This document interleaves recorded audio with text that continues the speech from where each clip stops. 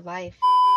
Good morning. It is Wednesday, Friendsday, January 21st. The Anti-Hero broadcast is the news entertainment broadcast for all veterans, first responders, and all blue-collar Americans.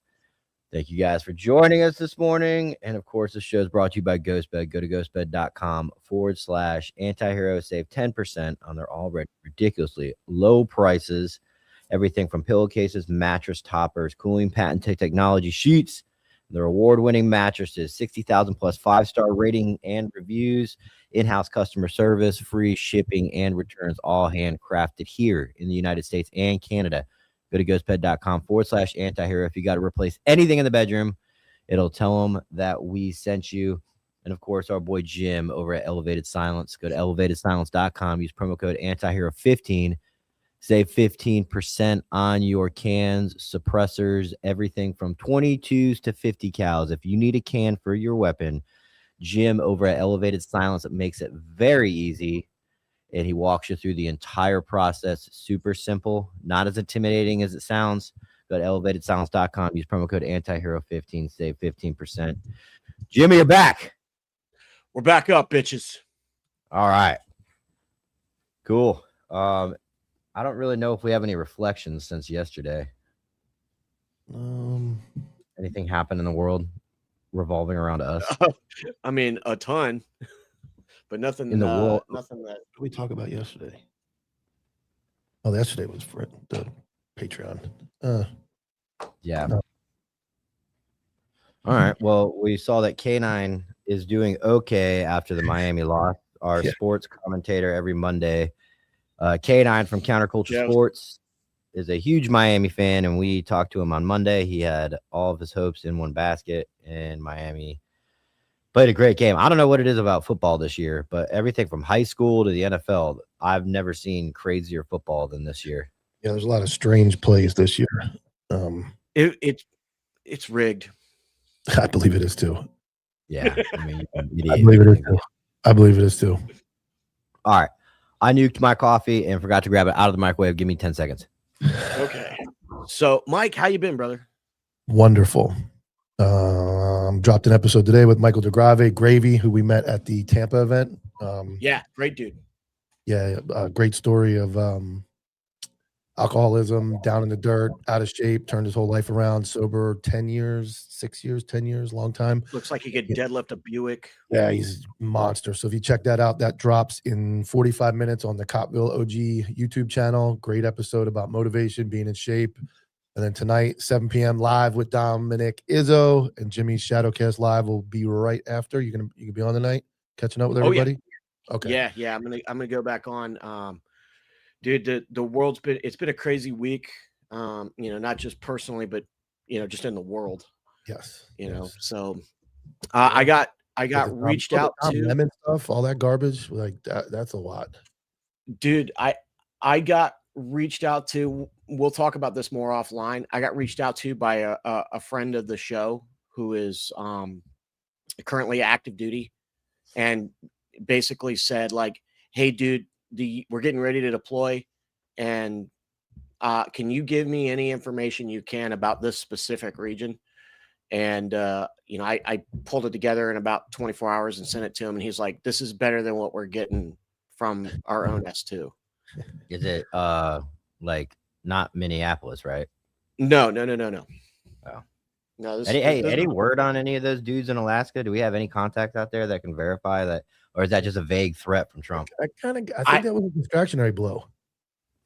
Like that got thrown up and it like disappeared, and then just weird how that like went out and now it's gone. I mean, it came out and then there was no follow-ups on it. It was just a vague threat. Now everybody's the Don Lemon thing. That seems like a distractionary blow as well. Like, let's get Don Lemon on TV. Let's get the president arguing with Don Lemon and going back and forth. And then, what are we missing?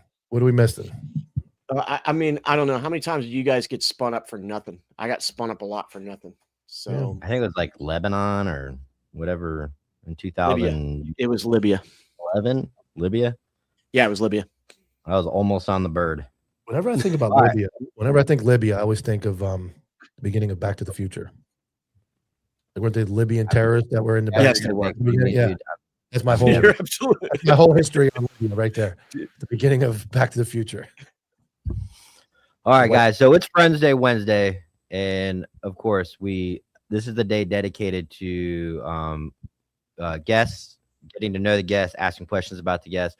Elizabeth Lane, she had us graciously on her show. Me and Jimmy went on there. Still got a bunch of awesome clips that we got. I haven't released yet, but gonna bring her in and get to know her, get to know what brought her into the business and why she's kind of like a bulldog in the independent journalism sphere and relentless for the truth. Hey, Elizabeth. Hello. Good to be with you guys. Hey, thank you for coming on. Absolutely. Thank you for inviting me. Yeah, I mean, just a lot of we're gonna, like I said, we'll do a 30,000-foot view of your career, however you want to spin it. And you know, people will ask questions, we'll answer them. It's super laid back, super casual. But yeah, I mean, let's start with, you know, you told us where you were born when we were on your show, but I kind of forgot. Georgia, it was right? Georgia, country of Georgia, the coolest country on earth. That's where And UFC fighter. Well, is that UFC? We're big UFC. Yeah, you have very good UFC fighters from Georgia. You know, something very interesting about that. So Georgia is only 3 million. And yet somehow they dominate these strength sports everywhere. So not just UFC, but like literally everywhere, whether it's jiu-jitsu, karate, whatever. So it's just crazy how this tiny little country somehow dominates this testosterone, full field. I think we have that in our DNA. Yeah. Just to let you know, the state of Georgia has 11 million. State of Georgia, not the country. Yeah. I'm interested to see the battle of wits between Elizabeth and Jimmy when we move to global politics and Russia. Dude, she kicked my ass the first time, but I came prepared today. Good, because I'm ready for you. You shall see. You know what's funny? I consider myself more American than Georgian. Georgians hate when I say that because most of my conscious life has been in the US, even though I never severed ties to my country. I mean, I was born there, so I go there every summer. It's a great country, great resorts, great vacation. But my mindset is very American. So when I go back, every single time my Georgian friends like, you know what? You're too American now. I was like, you know what? I'll take that as a compliment. Did you ever live in any other countries other than Georgia or the US? Yes, but not like for a long period of time. I lived in Germany. I also, funny enough, for 6 months, I lived in Ukraine. It was a student program that I signed up for. So I know a lot about Ukraine as well. We can talk about that later. When did you move to the United States? In high school, right after finishing high school, actually, in college. Okay, cool. Yeah. So, I've been here a long time now. Illegal immigration, does it rub you the wrong way because you came here the proper way? Yeah. So I feel like illegal immigration rubs wrong way, for every single legal immigrant, because you go through a huge process. You have to hire lawyers. You have to spend a lot of money. You have to do everything in the right way. And then someone just crosses the borders, never pays taxes, never does anything for this country, and somehow has the same rights as you, if not more. And that's crazy to me. That is crazy. So, yeah. And that's not how great countries are built. And we hear this all the time. Well, immigration built this country. Yeah, the right one, not illegal one. So we can talk about all that as well. But going back to my career and where I'm from. So I was born in Georgia, ex-Soviet Union, which is a very interesting aspect of Georgia and how it has changed over time. It's a full-blown European country right now. It has nothing Soviet about it anymore. But I was always interested in acting. I was acting since I was 5 years old. I was on stage. Yeah, so I ended up moving to the US, through theater and, my ambitions to be in Hollywood. Very soon I discovered that it's a shithole. Can I say that? Yeah, whatever you want. Whatever you want. Yeah, so I was actually doing really well for my first 3 years. I was like, oh, this is great. And then more and more I realized that, okay, do I really want to hang out with people like this? Do I really want to hang out with shallow people whose entire goal in this life is to be loved by people they never meet and never know? And it was not right for me. I thought it was shallow, absolutely useless. I had a radio background. My degree is international relations and law. So I was like, I want to do something that actually matters and changes the world. And I moved into journalism. And What year that's did you how we move into started. journalism?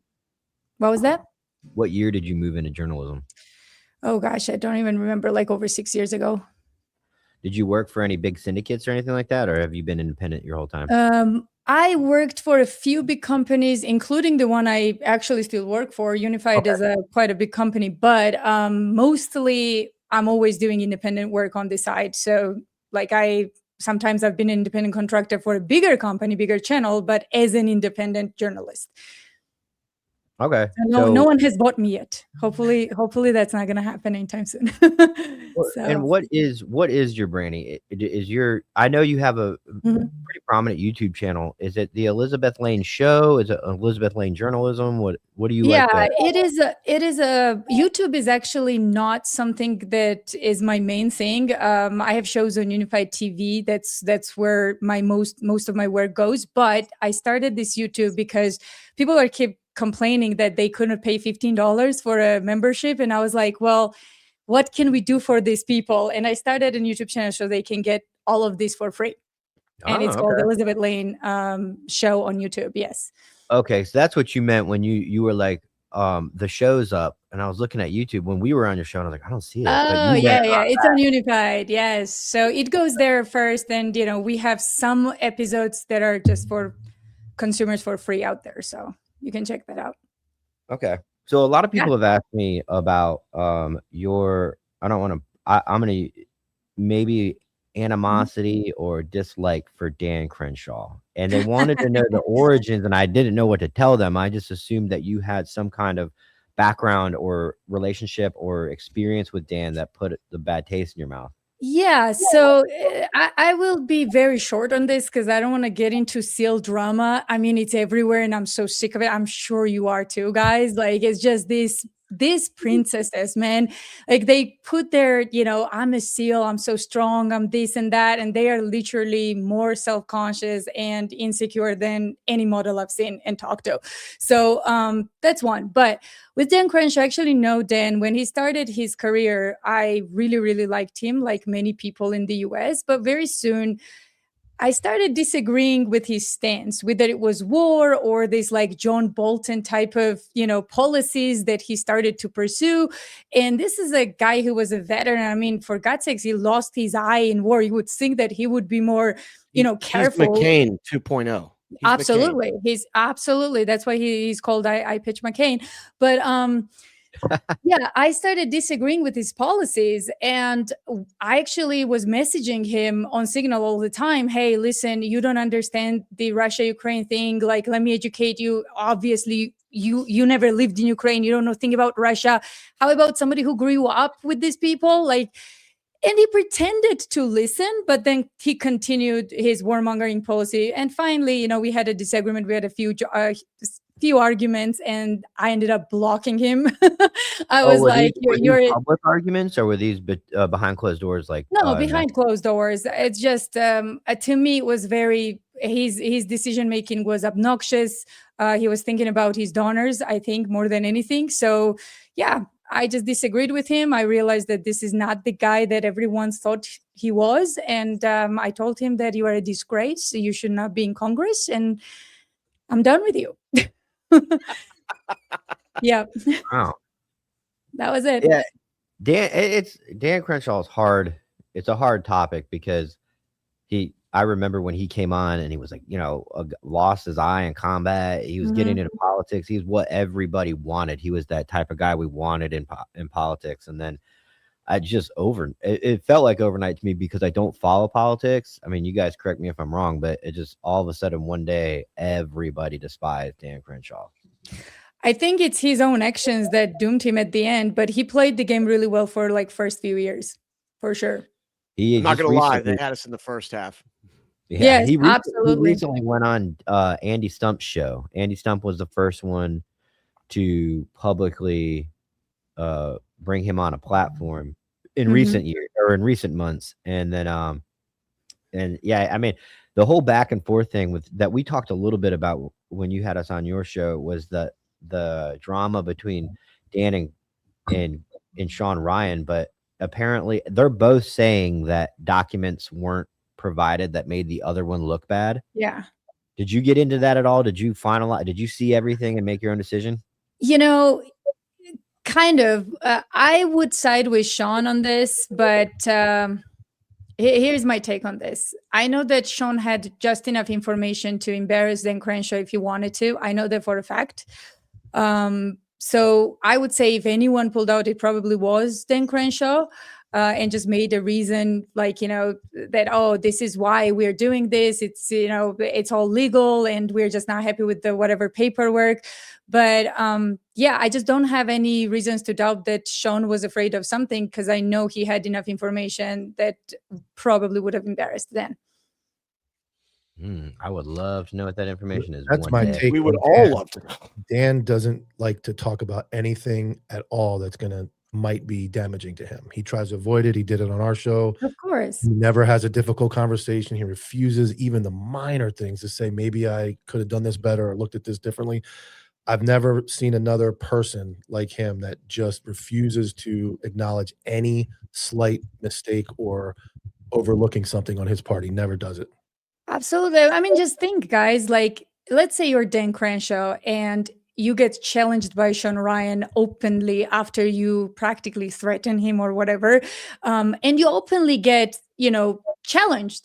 I would be like, F the paperwork. Let's go, bro. Let's sit down. Let's talk about this. Let's clean up my name because I'm not going to forgive whatever you're saying right now. As a sitting congressman, it affects me and offends me. So yeah, he didn't do that. Instead, he just chickened out and he made some reasons why legal work didn't seem appropriate or whatever. Typical Dan Crenshaw, of course. Like, yeah, I mean, this is the guy who threatened Tucker Carlson, probably one of the best guys out there to kill him. Yeah. Well, Tucker offered him, why don't you come and talk to me? I mean, here's my take on that. I did talk to Dan on that, and publicly and behind closed doors, I did not see the big issue there. Of course, I really you didn't mean it. I mean, us three have said stuff like that. If I ever get in a room again, I'll kill that motherfucker. But it wasn't supposed to be aired. And I asked Dan, Yeah. I don't know that sphere. I don't know the journalism and the actual news sphere. So I was like, is that frowned upon? And he's like, yes, in American news, that releasing that would be really frowned upon. But he said in Europe, it's different. They don't have the same kind of like ethics or code. Because I'd never seen that. Well, I am from Europe and we do take those seriously too. So that's bullshit, whatever he wants to believe. But here's the thing. Why would a congressperson even say that? That's what bothers me. This is a congressman, Republican congressman, and he's so mad at a journalist. He's so mad at a journalist that he wants to get, what is going on here? I disagree. I think this is a SEAL ego thing. Yeah, I would agree. Absolutely. Well, he's a congressman, but he's a SEAL. He never abandoned SEAL identity. So of course it is. He's very spiteful. He's like a little kid. And, I think like a lot of these SEALs, the SEAL has worn off. Like he used that. It is. I mean, I'm being funny, but he got to where he got. He used that. And then everybody realizes just because he's a Navy SEAL doesn't mean he's a good person. And they're like, now we're seeing who he really is. And you can't really play the SEAL card anymore because they're like, yeah, you're a SEAL, but you're not even aligning with like a lot of the values or the SEALs or the military or the government. So now you're just Dan Crenshaw. And when you're just Dan Crenshaw, you're not cool anymore. So I think that a lot of that is him trying to stay relevant, kind of like with the Eddie Gallagher stuff. He dodged talking to Eddie Gallagher about all that stuff. If you call me out and I'm going to push play and get on here, we'll talk about it. But if I'm maybe lying or fabricating, I'm going to create doubt and reasons why I shouldn't. So every time he gets put on the spot, he finds a reason why he shouldn't do something. Absolutely. I don't need to. I don't have to. I'm a Navy SEAL. I'm a congressman. I don't have to do that. Yeah. I never understood this fascination and, putting these people on a pedestal in the US. I never will understand that. I respect people who go to war to protect their country. I don't respect people who go to war to fuck up other people's countries. I'm sorry, but there's nothing glorious about it. Nothing. What did Dan Crenshaw did to be put on pedestal and to be thanked for his service? Fucking up Middle East and then that backfiring on our country. Is that what it is? Well, I'm sorry. I gotta push back on you there. I Sure. mean, Feel free. first of all, like the soldiers of the United States do not pick the wars that we get sent to. I We get never sent said they to- would. I never said they would. but- I said, you know what? I will give you a very easy example to kind of debunk that. Not debunk that as of course they don't pick the wars, but you can always choose to be absent and walk away from military career. So yes, you can. Yes, you can. Okay, You can all say, right. you know what? I'd Hey, rather I'll be tell a you what, rugby I'll tell you player. what. I I'd didn't rather want this to be sell- contentious, but I got to put my foot down on this one. Sure. Like, if you have ever been in a military unit, like that becomes your family. That's more your family than in You a know lot why? of Because you cases. don't have a real family, and I'm sorry, but that's the truth. Ooh, Most of SEALs. This I is got pictures of me and my statistics. Hold dad on, in Jimmy. in Hold Iraq on. together. So I Okay, how definitely had about a we real talk family. numbers? You don't have to agree with Elizabeth. We talk numbers. Most SEALs come from broken families. Yes or no? Statistics. Okay. Are we just containing this to SEALs, or are we going to go to military in general? Because you made I a think broad SEALs. I statement. think that's what we're talking about. Is more the Okay. Yeah, SEALs. Fair enough. So very simple. Most SEALs come from broken families. I should know. I have a lot of friends who are SEALs. I know exactly who they are. I know how they operate. Most of them have like second, third wives for a reason, or are single forever. That happens. So there are very little amount of them who are like, cream on top. Very small amount of them that actually, matured enough. They kind of, retired and now they see all their mistakes and all of that. And they actually speak up against the establishment. That is there. Not all of them are, deluded in their own glorified whatever, crown or whatever they have. It's really hard to disagree with you when I agree with most of the points you're making. No, I also know what you're trying to say. You're saying that I'm just a guy who's a soldier and I'm sent over there without my approval, okay, but again, I mean, that's kind of crying, I'm just a little bitch that does whatever.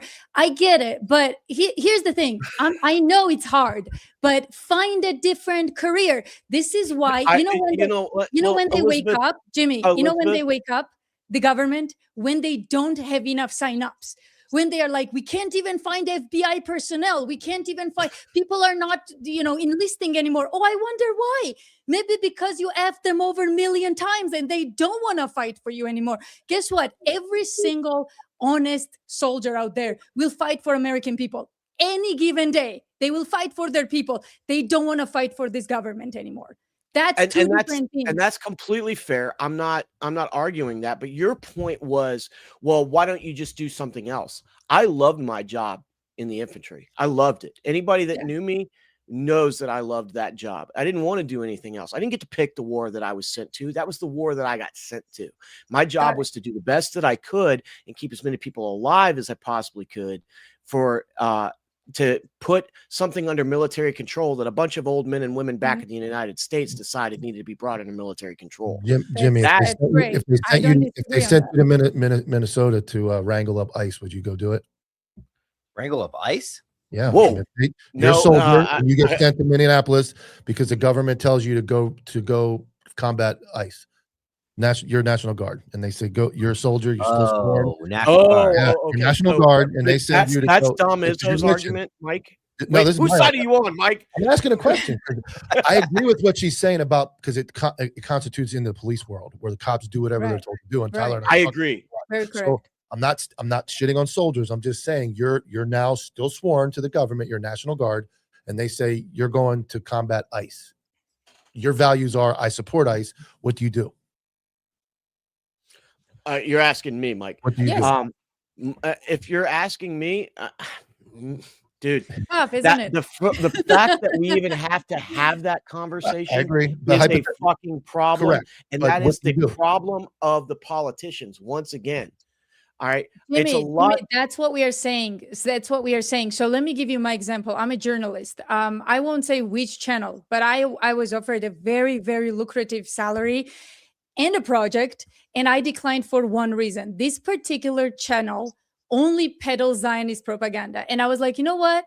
I could be very rich and an asshole, or I could do, what I love to do, maybe not on that scale, but wake up every morning and not have any regrets. So similar decision for a soldier. I'm sorry, I know what you love, what you do. So do I, and I would love to be on Fox or CNN and spewing some freaking propaganda and getting rich out of it and saying, well, I love going to work every damn day. You know why, Jimmy? Because I love my job. But I declined, and I will keep declining because I'd rather. It's a very different proposition when you got sold a bill of goods in 2002 and 2003 about fighting terrorists who attacked your country on September 11th and talking about getting paid by the state of Israel. Yes, but no. Hold on. By the time we so all 9/11, let's talk about 9/11. No. Hang on. Let me make my point first, and then we can talk about 9/11. Okay. By the time we all realized in 2007, 2008 that we'd all been lied to, we're already so deep in, and we're so tied into the fucking kids that are coming in. It's like, well, they're going to go. I have most experience. I'm the one that can keep them fucking alive. Now I'm not making a decision about fighting for the military industrial complex. I'm making a decision about protecting this fucking 19-year-old because I want him to come home to his family. Yeah. So again, you're kind of proving my point. So you kind of said we realized that we were duped. Okay, if you realized we were duped, why do it again? Your point was, and we've done it again, over and over again. We should get another job. That is very difficult for a human being to decide.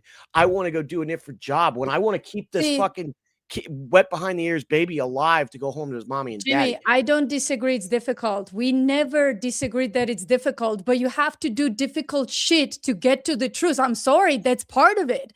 Like, it's very difficult for an American, even for a person that bakes muffins, dude. Like, it's very difficult for him to leave a job, but if it's necessary, then you have to do it. You just have to do it. I think what it is a job. It's a job. Serving your country is as a young man, it's presented to you. I don't know how. Maybe I don't think since World War II have we been in a conflict that we didn't look back and go, ugh. Even now, we're looking at World War II going, the deep part of this podcast, we joke like World War II, was it, what were we doing? It was orchestrated for sure. I can tell you, you're right. It was orchestrated. It was a bunch of bankers and of course. Man. And some would call that, we have different ways to call it, but some might say it's toxic masculinity. But I mean, when I was 20 years old, especially if I knew what I knew now, if you were like, hey man, you go over there, fuck some shit up, get paid, it ain't your country. It's kind of like, that's the mindset. And I'll speak for everybody. That's the whole reason why a 21-year-old goes to Iraq or Afghanistan, is to fuck shit up and get paid for it. So that's Jimmy's story about wanting to care for a retarded 19-year-old, I get it. That wasn't me, though. I didn't care about that 19. I cared about me. I cared about my paycheck, my bonuses. I cared about how it was going to set me up for my future career because of all the accolades that come with being in the military and a resume.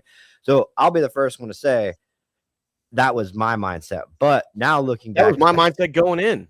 Even 10 years ago, I was looking back and I was like, God, I cannot believe we were in that war. The things that we did. And you look back and you're like, it's every single war. So I think it's just the way war is presented to a young male. And it's it's also, you guys, US is very, very propagandized, right? So Jim, you said, well, we were kind of duped, we didn't know, but you kind of did know, not you personally, but let me explain something. There was a guy named Daniel Ellsberg who actually told Americans, you probably have heard of him, told Americans how we went in Vietnam on a lie. That should have been a good indicator for most Americans. Oh, wait a second. Rewind back. What? Like Vietnam, we destroyed Vietnam. We killed so many Americans there. Wait, all that was on a lie? What? And then we had this weapons of mass destruction myth, while in England, Dr. Kelly is getting killed and it's all over the news. Why is he getting killed? Suicided, I should say, because he said, well, I'm the weapons instructor in Iraq. There are no weapons of mass destruction. What the heck is Tony Blair's institution peddling here? It's absolute nonsense. And boom, guy gets suicided. Well, you can choose to be educated as a soldier, watch this on a national TV and make your own assumptions. Well, obviously this guy got killed because he said the obvious, which we already knew. There were 1 million people coming out in New York protesting this war, yet I'm ready packing my bags to go and fight. What? You know, this is where I make a decision as a soldier. You know what? I love my country. I love my job, but I'm going to find another job that I love, because I'm not going to be participant of effing up other people's countries and killing people for no good reason. And no one could justify, even back then, why we went to Iraq. No one could justify. First of all, two things can be true at the same time. Two things can be true. Number one, if you're going to say that we are heavily propagandized, you can't blame the kids for going, I want to join the army and go do a gunfight like Black Hawk Down. Like you can't equate that. You can't look at this and go, you should have known better. Dude, casus belli has existed since the time of Rome and Greece. Agreed. It's always the way that it works with governments. It's always that way. So if you want to have a conversation about whether or not, 18 and 19-year-olds don't even know to put on a fucking jacket when it's 30 degrees outside. Agreed. How do you expect them to know, hey, you're being lied to about joining the military? Yes. So two questions for you. Two questions for you. Why is that 19-year-old that is already practically an adult doesn't know this? Why? First, I think it's I think what you're getting down into is more of an anthropology conversation, which is more about what it is to be a young man versus a young woman. Statistically, it is more dangerous for you to be a young man walking around on the street at 19 years old than it is to be walking around in fucking Solder City. That's just a fact. Would disagree. I would disagree. I think that I can show you the statistics, and I will cite Sebastian Junger's book War as my source. So again, if your propaganda is into war, there are two parties to blame. One, the entity that is propagandizing you, which is in this case your government, right? And number two, yourself for not being smart enough to understand what's the propaganda and what not, right? If other countries can do that, you can too. So that's number one. You admitted it yourself on this show that, you were in a career field that at a young age that you realized was really toxic and you wanted no part of. But to pack your bags overnight, let's just take, I'm assuming you do know that if you're 1 year into a 5-year enlistment, you can't just leave, right? You're talking about just ending your enlistment and never re-enlisting again, right? When you talk about, okay. But I don't know if it's a cultural thing about America, because if you sat here and said the youth of America is retarded and it's America's fault, I would believe you. I would agree with you. We are 19-year-old kids now can't even, they're just not like I was at 19, and 20 years before that, it wasn't like my dad at 19. Guys, I think we agree on most things. It's just, I understand Jimmy's desire to protect these young guys, but I think that is exactly what gives them this, option to play victim here, and they shouldn't. Like, Tucker Carlson came in on national TV and said, I can't believe I was the journalist who defended these wars. And since then, he embarrasses himself all the time for a cause.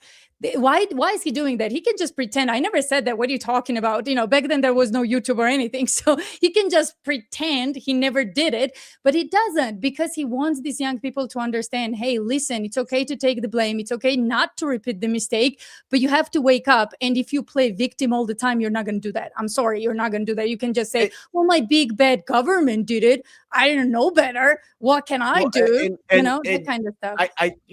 That argument is well taken. I accept that one, because I can look at my kid and go, let me tell you what I did for this country, and let me tell you how I got repaid for it, and let me tell you what it was actually about versus what I was told it was about. I can do that. So now that my 16-year-old is armed with that information, he can make a better decision. If he still decides to join the United States Army like his dad and his granddad and his great-granddad and his great-great-granddad, that he knew going in. And he has to understand that. So I can look at him in 20 years and go, dude, I know exactly what you're going through. I've been through that, but I did warn you, and nobody warned me because my dad didn't know. Yep. No, I agree with that. No one disagrees with that. But anyway, yeah. So it's bad. Yeah. And it's not going to get better because we just raised the military budget even more. So we're only going to get, down this rabbit hole farther and farther, unfortunately. What is the solution? I don't know. Solution is to wake up for American people, I guess, nothing else. So, Well, I don't know that it's about waking up for the American people. I think it's about waking up for the people across the world. That there is a group of old men and women who are directing our futures and the futures of our kids, because they mean nothing to them, to absolutely. fight these fucking wars, which, I mean, you can go all the way back to World War I. It seems to be almost always it's the fucking Western Europeans who seem to get us involved in these wars. And I mean, the amount of human carnage, but it doesn't ever affect them, just like the ones advocating that we fight in Ukraine. They're happy to have us fight their fucking war. Yeah, for I them would with disagree. It no doesn't skin in the affect game. Western Europe. I would disagree. It used to be Western Europeans, the epicenter change. Now it's the US driving the boat. And of course, it's logical when you are whatever cabal is out there that you want to call these bankers and financiers. Well, where would you go? Can I ask Yeah. you to Yeah. say that one more time? So you think that this stuff with Russia is US based? Is that what you think, or did I hear you Yeah, wrong? UK and US based, absolutely. And Okay. Europeans got stuck in it and they don't know what to do now. So I can explain this very easily. Okay. Even with Iraq war, an advisor to President Bush, when the negotiations were going on with Tony Blair, John Nixon was there. This is a former CIA guy who actually attended the talks. He was a like glorified biographer of Saddam Hussein, worked for the CIA. So he was there, and every CIA officer that was part of these negotiations will tell you that we direct UK in this war. Tony Blair was literally on the phone saying, what? How am I supposed to justify this? What am I supposed to say? And Bush's answer was, I don't care. It said we're going to war.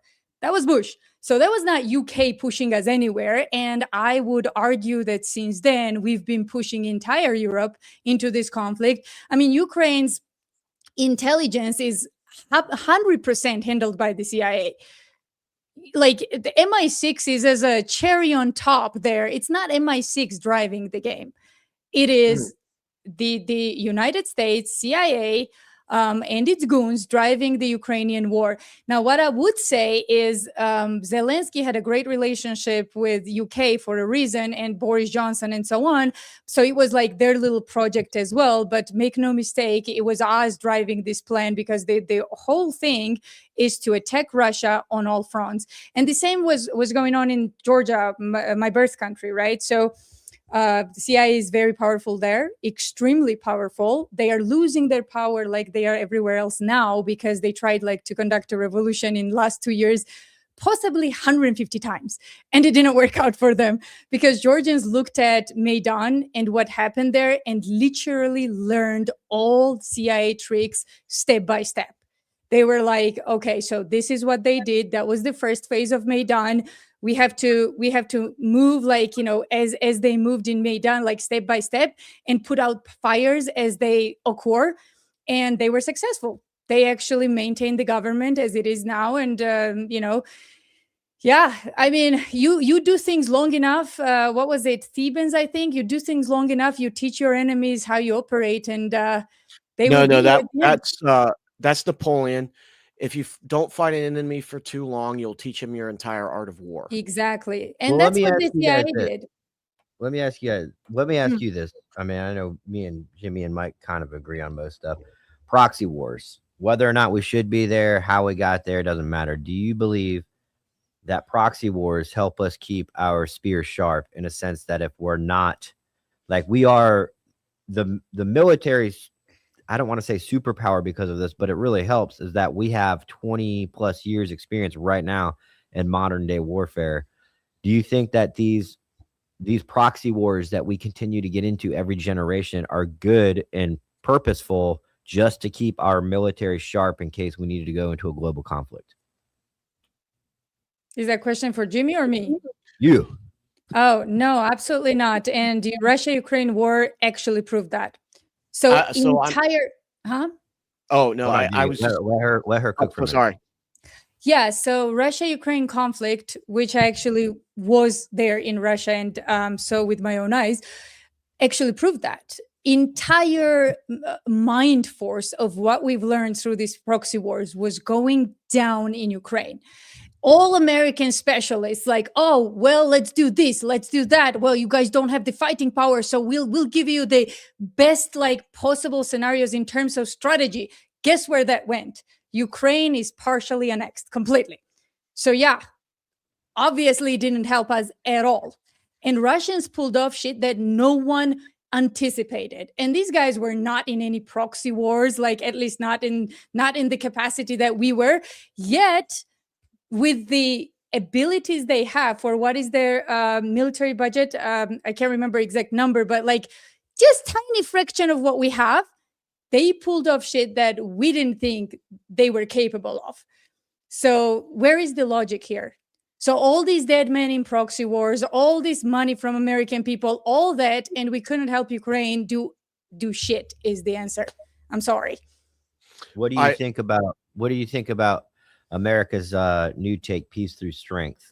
Is it stronger the military we have, the less conflict? Boy. Okay, so can I say something controversial? I'm still figuring this out, guys. I didn't know you stopped.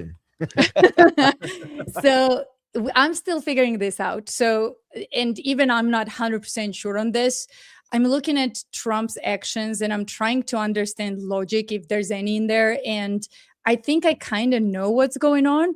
So let's theorize. I know Jimmy loves this stuff, so let's talk about this. So he goes and kidnaps Maduro and literally kidnaps. Be very careful what you say next. I absolutely will. So here's what's happening. Just few days before, he comes out and criticizes Zelensky. He says, I can't believe Zelensky tried to bomb Putin's house. Like, he sent the missiles there, tried to kill President Putin.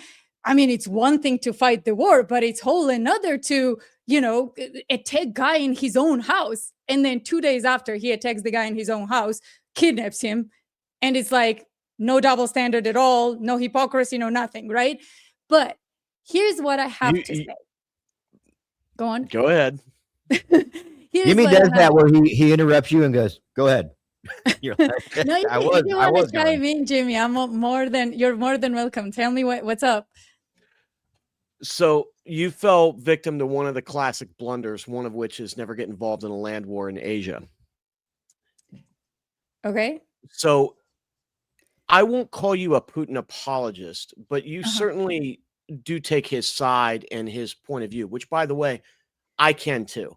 I can totally agree that that the Russian Federation deserves to have control in their sphere. Yeah. Right. Can I say something? Agree. I don't take Putin's side. I take the right side. Let's make that distinction. And he happens to be on the right side. Whenever he's not, I'm more than happy to criticize him. Fair enough. Yeah.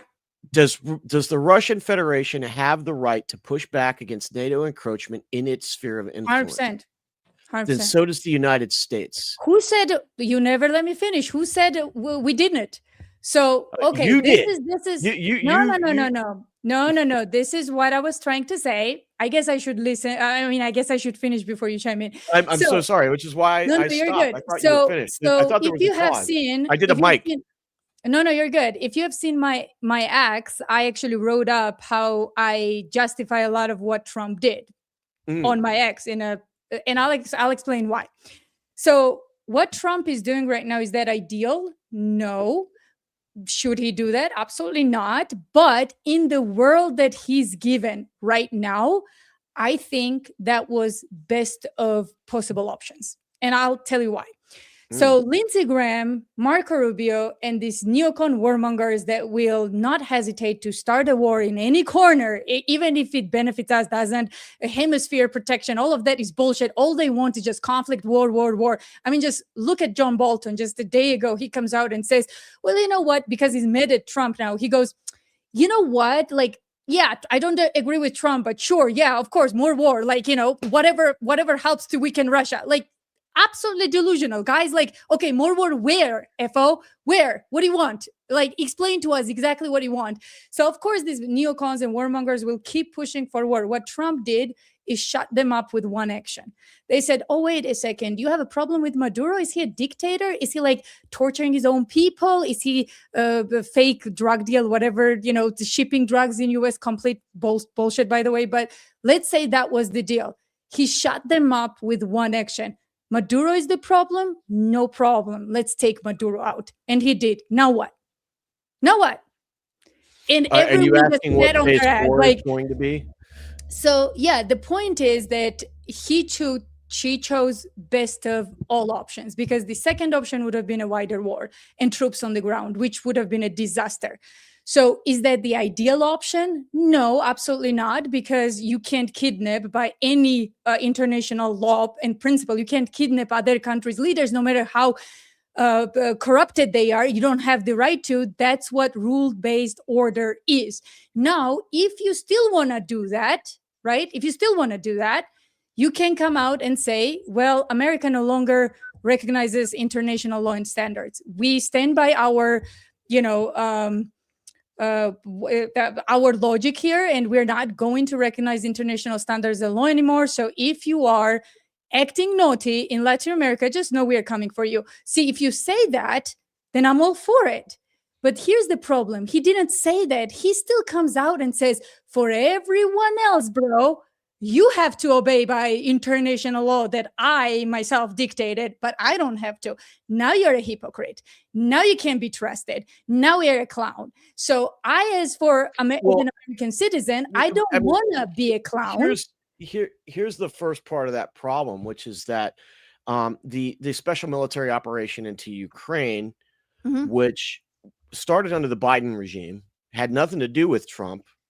And we can look at that and go, hey, it should have never started. Here's some issues with it. And I think you should stop, but I'm going to go by your own logic, which is that I have the right to do this. And actually, Trump has been, to his credit and to his critics' great happiness, has been like, I kind of understand why Putin did it, even though I don't think he should have. Like, I understand his logic. I mean, I'm paraphrasing the man, but I don't understand your point in terms of what Venezuela has to do with Ukraine. Completely different scenarios.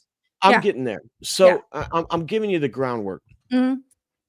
The proxy war that continues within Ukraine, that you made the point, well, like it's rules for thee, but not for me, according to Trump, correct? When we look at this whole situation and we go, hey, there's an issue with what's going on in Ukraine, but I have to be able to deal with my own shit, which, by the way, has to do with the fact that you are trying to drive the price of oil up, which hurts my own economy. And I am trying to drive the price down and stop interference in my own backyard, which you have already said is what you're trying to do in Ukraine. It's not rules for me, but not for me. It's like, okay, this is the game we're playing. You got to explain this part. Who's trying to drive oil up? What does Venezuela has to do with that? So, okay. The economic and an energy dependency of Western Europe, which will drive the Russian economy, because the price of oil is up, because they get their oil from, and energy from where they get it from, the Russian Federation. Correct me if I'm wrong here. Okay, so driving the price of oil you're up, not clear on this at all. So I'm not. Europeans used to get their energy resources from Russia. Now that is not the same, nowhere near the same capacity. That's one. So what do you mean by drive energy prices up? When you say that it has nothing to do with the United States, No. That has to do with Russia. That has to do with Russia. Okay, so you're explaining Russia's case, not the United States. Okay, so go on. The Russian Federation has a desire to keep the price of oil up for its own economic reasons. Yes or no? I would disagree with that. What do you mean? Of course, everyone wants to keep the oil up. I mean, the resources. The United States doesn't. President Trump doesn't. No. Hold on. Like, if you're making an argument, then you have to make it wisely, right? So here's the thing. So EU always had the most lucrative deal with Russians. Always. Russia gave them the cheapest energy possible. That's why they couldn't is look for true. anywhere else. That's So, 100% true. okay, so that made Russia natural ally to Europeans. Now, continue from there. What do you mean by drive prices up? Russia never drove any prices up for no reason. No. Like, What I said was, uh-huh. is Russia has an interest in keeping the price of oil high for its own ends. That's a fact. That's not conjecture. Yeah, That's what does that fact. have to do with anything? The fact that, I mean, and this is the part that most people are not, like, most people that watch the show, they don't understand the deeper politics that you and me do. This is so complex and so hard to get your fucking hands around that when we look at why was Russia involved in Ukraine and why was it important? Well, probably because there's more oil in Ukraine than there is in Saudi Arabia, and keeping the price of oil high benefits the Russian Federation, who is involved in a 4-year special military operation, who wants to be able to fight off. No, I'm sorry. That's not the oil cause. I will push back all day long, and I can go for hours. So here's what's going on here. Okay. So you want to break down Russia-Ukraine conflict? I can do it for you. Do you want to break that down and then get to Venezuela? Because I don't know. Let's let the moderators decide. Let me tell you. Okay, let me tell you what's happening in Russia-Ukraine. Okay, so after Berlin Wall went down, Putin came out and they misquote him all the time on this. He said, breaking Soviet Union apart was the biggest tragedy on earth. And then he continued, but of course, Western sources just clipped that as if, oh, look at him. He misses Soviet Union. You know how that continues? He says, but whoever misses Soviet Union must be crazy. If you miss Soviet Union, you must be crazy. That's how that continues. So what did he mean by that? I agree. Soviet Union, when it broke up, it was the biggest tragedy on earth. And guess what? I don't think it should have broken up.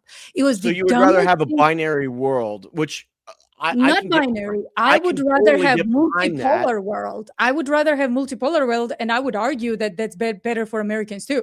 In fact, that's very good option for Americans. I agree with you. That you and I, we 100% agree on. The world was simpler when it was a bipolar world, when it was us versus the Soviets, and nothing happened outside of that. When the breakup of the Soviet Union caused the rise of a lot of people, including Al Qaeda and things like that. I totally we kind of caused Al Qaeda, but anyway, we kind of caused Al Qaeda, funded them. Hillary Clinton said that himself. ISIS as well. Enough. So so it's us who goes around and funds terrorist organizations, and then when they are no longer useful for us, guess what we do? We fight them. It's like we pretend we never funded them, and we're like, well, we have new enemy, guys. More war, more guns. Come on. So, and Putin said that too. Putin came out and said 80% of all conflicts are caused by the CIA, period. Now, here's where people just lose me with their illogical thinking when they say like, oh, it must be FSB. Guess what? FSB is one entity. And people don't know what FSB is, Elizabeth.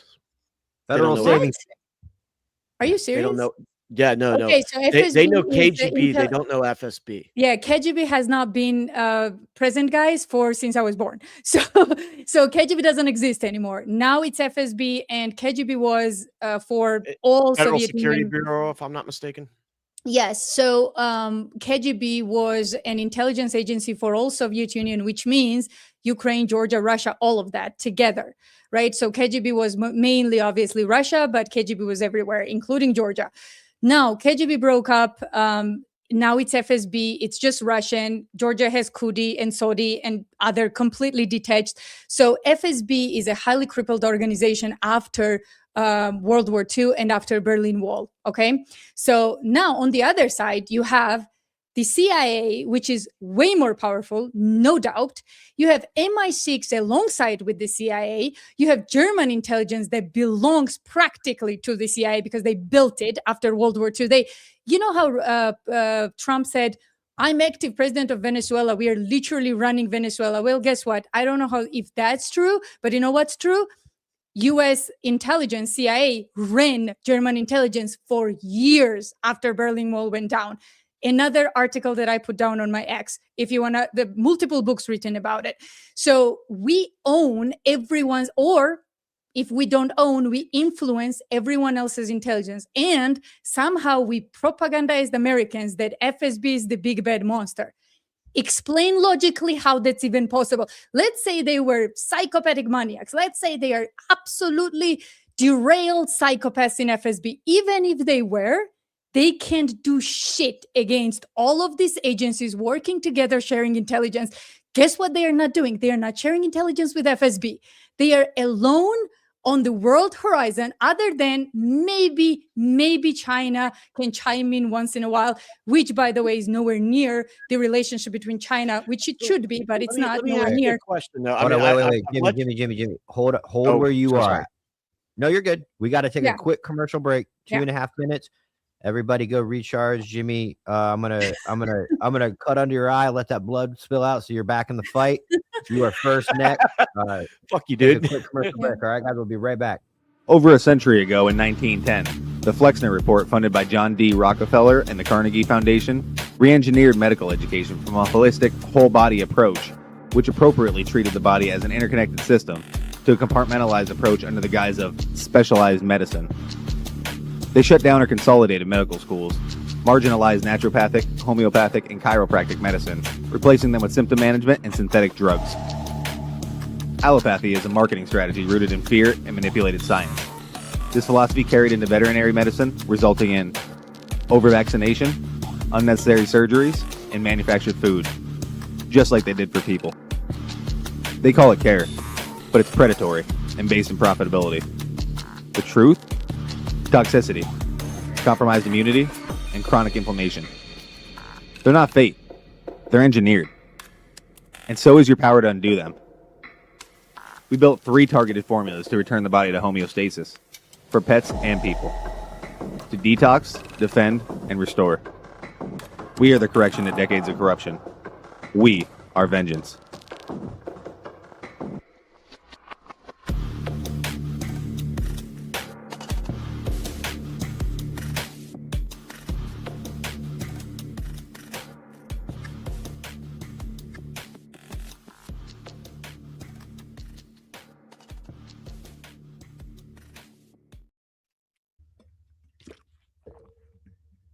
Just gulping.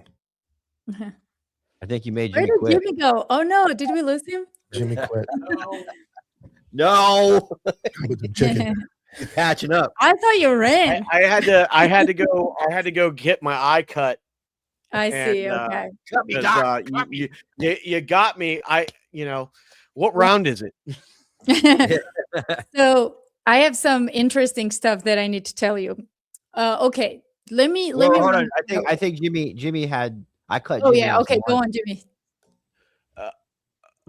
About I don't know. I forgot where we were at. Okay. I went and took a leak and it's like, Wednesday, all right, I July. gotta get ready to January go for round 21st. 2. Boy. Go on. What did you say, Mike? I said, oh boy. We were waiting on you, Jimmy. You had a Yeah, question. I don't remember where we were at. I mean, like, Oh, you were talking about how people are so scared of FSB, but I was saying that it's actually FSB is nothing compared to merge the intelligence agencies that CIA has under their thumb. So we live in a completely different world now here within the greater scheme of the world. And the reality is, one day we went from having NATO, right? NATO had the big bad enemy, because we were really talking about a binary world, right? Where it was us versus the Soviets, right? Yeah. And your argument was that the worst thing that happened was the fall of the Soviet Union. it was a bad thing. Yes, absolutely. I agree with you. Yeah.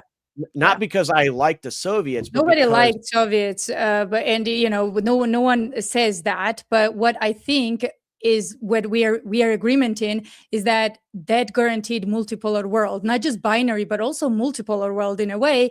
And that was easier and people had options. And now we are under just one global cabal that is now somehow But fighting is it Russia. the United States that's a global cabal? Is it really? Yeah. The head of the head of the cabal is definitely in the US, but it's everywhere. I mean, UN is a cabal. I mean, every time they have to make a decision, guess what they do? These are completely different countries. You would think that Germans have different interests than Italy, you know? I mean, given they are different people, they have different interests, but their leaders get together and make merge decisions as one mafia bosses without consulting with their own people. And this is why you see so many protests in France, why their ratings are down to almost zero, because That I agree they're with. cabal. That first of all, I don't think you can sit here and say that it is a cabal of the United States. My argument has and continues to be that the war in Ukraine against the Russians has to do with a couple of things. Number one, it's the Western European powers that are very happy to let Ukrainian and Russian infantrymen die at the hands of American and Russian weapons, because that feeds the military industrial complex. And they have the Western Europeans have no fucking skin in the game. They don't fucking care. What do you They mean? don't. They have all this. And just to This is your where we point, disagree. you said it. They are very, very happy to be a mafia, not care, get together and make their own decisions for their own little fucking powers, where the United States has become the protector and the footer of the bill, but we're the ones that are actually getting taken advantage of. And I can prove that because of the whole Greenland thing. You're telling me that Russia is the problem. You in the Western Europe, you think Russia is the problem. Well, we need to secure Greenland. Oh no, you can't fucking do that. Don't fucking do that, Trump. That's a fucking bad way to go. So we agree on everything, Jimmy, except for one thing. This is our cabal, the US cabal, and I'll explain why. So, yeah, get this. You just said protector and provider. Well, if you are a protector and provider in the family, it is your family. You are the men of the family. So we're the ones that are getting ratcheted into this war that we no. You never got ratcheted in any war. This is the beauty of it, ever. Unless the ones that you started. I'll explain to you. So take World War II. Where was the United States in World War II? Oh, wait a second. Wait a second. Hold on. They got at the end when everything was over. Hold on. So you know how much men you lost? 200,000. You know how much Soviet Union lost? Look it up. The numbers are right there. 27 million. So you suck at war. I'm sorry, but we are not going to I'm even sorry argue. that the Soviet Union sucked at war. There's some other controversial math during that time. Yes. So, here comes Mike. No, hold on. Look up the numbers. It's very simple. Something like that. I don't know. Yeah, very simple. The United States, it's a fact. The United States got into this war at the end. Before they got into this war, guess what they did? They funded Nazis through Union Bank. Also a fact. Guess who was in the leadership funding Nazis in Union Bank? That was Avril Harriman and the name that you know really well, Prescott Bush. Who's, by the way, whose grandchild and child. There was also some Kennedys involved. Don't leave them out. Kennedy's, no. Kennedy's never funded Nazis. If you can tell me one Kennedy that funded Nazis, I don't know. No, I didn't say he funded them. Kennedy was the ambassador to the UK who was very apologetic toward the Nazis and was eventually relieved. Yeah, but again, Kennedy's name is never, at least not that I could find, and I've done 6 years of investigation on Kennedy family, so I don't think I would miss that, but I could be. I mean, if you could find even one document that says that they funded the Nazis, I would be. Yeah, I would be very interested. No, I didn't say fund. But yeah, so anyway, the US sits over on the other side of the ocean, knows that it's happy and it's like absolutely intact, and funds Nazis while also aiding with food and other, goods to Soviet Union. Why? Because it's in their own interest to have these people murder each other, slaughter each other, and then the bankers from the US would get in through their Marshall Plan and take over pretty much everything in Europe. That's exactly what happened. That's exactly what happened. You and I are arguing so far beyond so many people. So I was talking about Joe Kennedy. They're good. He was calling us retarded again. Joseph Kennedy had multiple different businesses, but he never got involved with Nazis. Absolutely never. So Joseph Kennedy, he was absolutely a Hitler apologist, or maybe not a Hitler apologist, but certainly had pro-German leanings at that time. I was actually trying Yeah. to help your point. Well, so You didn't one have thing to I go want on. to It do could is be if, in the beginning when Hitler came to power, just FYI, everyone was pro-Hitler. You know why? Because he actually blubbered some good stuff. Like he was talking about, we need better living standards. We need to rebuild our military. I mean, people were all for it. They thought he was great until he went completely crazy Nazi, right? But what I'm talking about is a very interesting fact. Union Bank continued funding Nazis even when the US got into war. And you know what happened? Their assets were confiscated under Trading with the Enemy Act by the state. So just let that sink in for a second. President of the United States' grandfather funded Nazis against its own country that was in war with the Nazis. I mean, let that think in for a second, sink in your head for a second. So this is the United States and their strategy. It's been our strategy forever. So we are the top dog. We are the father of that cabal over in Europe. This is why when we blew up their pipelines, Nord Stream pipelines, they not only didn't do anything, if they were their own cabal, think about this, if they were independent own cabal that just did whatever they wanted and dragged poor United States in the war, then what do you think would happen after pipelines? We doomed their economy with one move, literally blew up entire German economy with one move. And none of them dared to say anything. You know why? Because they knew who the daddy was. And they knew Elizabeth, they couldn't. who was the daddy? Who was Elizabeth? the daddy? Who was the daddy? The US is the daddy. That's why Mark Rutte quietly Say it again. texts Trump. Say it again. Oh. US is the daddy. That's it. So now you see Macron looking for a different daddy, right? Looking into China and so on. Because here's what happened. Let me recap this whole thing, okay?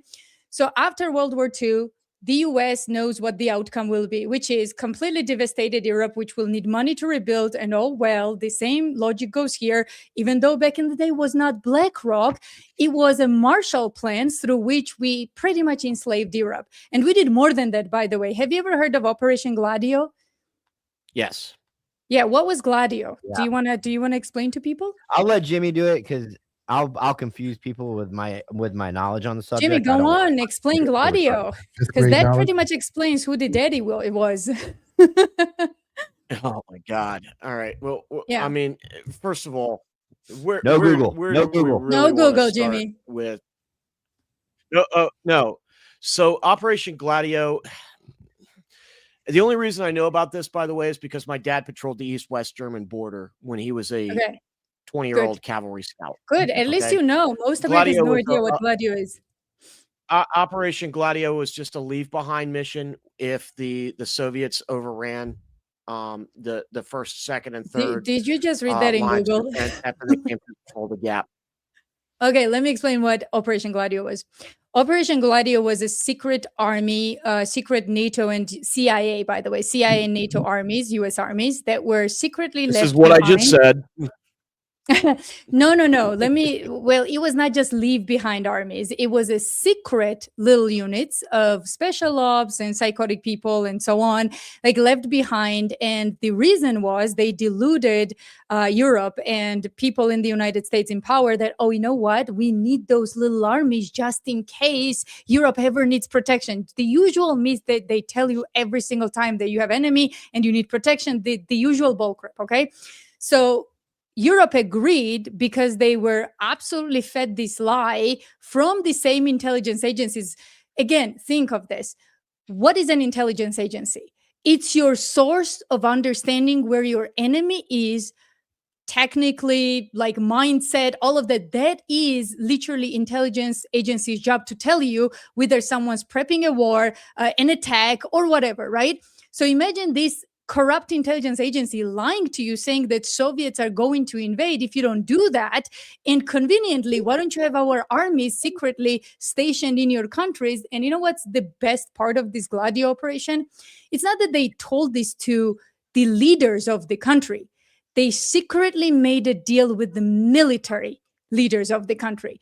And the premier ministers and the president had no idea. How is that even possible, you would ask, right?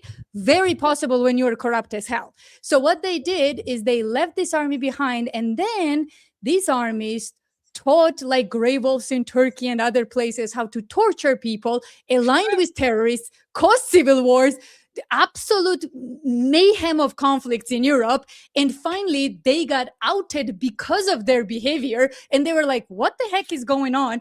And I think it was a Belgium leader. Okay. I can't remember. Okay. We gotta pull it back, man. Like I understand exactly what you're saying, but we are talking at a postgraduate degree level. Oh, Jimmy, you got I can't listen to that anymore. Well, Okay, so you want me to do you go? want me to finish? Do you want me to finish the story of Gladio? I know. I mean, you've laid it out very specifically. Yes, we had. Yeah, but it gets worse. It gets worse. That are it left gets behind worse. that are now being utilized for something else. I've heard this argument. I know what it No, is. it was always. Let It was always. me cut in real quick. We got to save time at the end because we've had some people wanting us to ask you your take on things that really have nothing to do with what we're talking about right now. Okay. But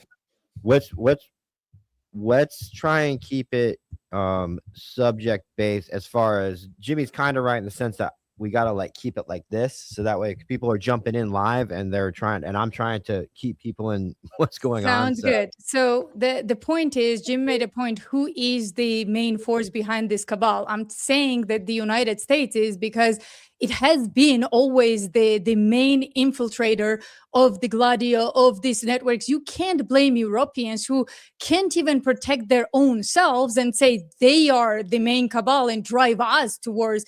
That's why I'm saying this stuff. You have to know the history to know that Europeans are nobodies. Here's what I don't disagree with you, but here's what I want you to understand. Like, it's really easy to go, it's America, it's the US, it's the US. We're so desensitized to hearing that it's the US that we don't fucking hear it anymore. What you really need to do is be very, very specific about the organization within the US, which is either the Central Intelligence Agency, which has its own ends outside of the elected officials, the military industrial complex that has its own end outside the elected officials, or people in politics who have their own ends outside of what is good for their constituents. Those are the people. And it's not, when you sit outside, when you're in Georgia, it's easy to go, oh, it's America doing that. No, I'm not in Georgia. I'm in the US. I've been here forever. I'm a US using citizen. it as an example. And it's actually not that easy. It's actually the hardest freaking thing on earth to say it's the US. You know why? Because of the setup. Let me explain. I always say that the US is much more corrupt than North Korea. And people are like, what? Yes. I don't disagree. Why? You know why? North Korea lies on one dictatorship, one family, one person. Take him out and North Koreans will find liberty and peace. You can't do that in the United States because you have multiple heads of the dragon. You take one, another one will eat you. So that's why Kennedy got killed. Kennedy realized that I'm fighting the metrics here. I'm not just fighting the CIA. I'm fighting the bankers intertwined with the CIA, who, by the way, created the CIA. I'm fighting the military-industrial complex that is not just CIA. It's OSI, it's military, it's Navy, it's all of that. Okay, which battle you want to fight? This is why it's actually not easy to say it's the United States. It is overall, but again, it is multiple different heads of the same dragon. And this is why when United States was built, it was built under a brilliant model, but it was hopeful, optimistic. Let me explain what I mean by that. Somehow our founding fathers, they actually knew this. It's just, I think they hoped for the best. They knew that, to corrupt an entity set up according to the Constitution and the structure that US has, it's going to be really hard. But if you find the ways to do so, it's going to be 3 times harder to reverse that corruption. And that's where we are now. It's not just one branch that's corrupt. It is literally every single one of them. And then you have to fight all that. Guess what? Russia is Putin and 6 more men. That's it. That's it. And once they are out, Russia's entire course will change. Maybe, in my opinion, for March, you'll get much hardliners. I think Putin is honestly the blessing right now for us.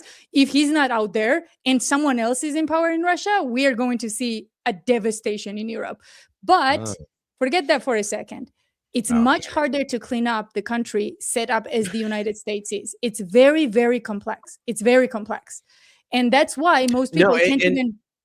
And Yeah. here's the thing. This is why, like, so the Anti-Hero podcast is sort of the gateway drug for people who are regular people who they're used to getting spin left and right.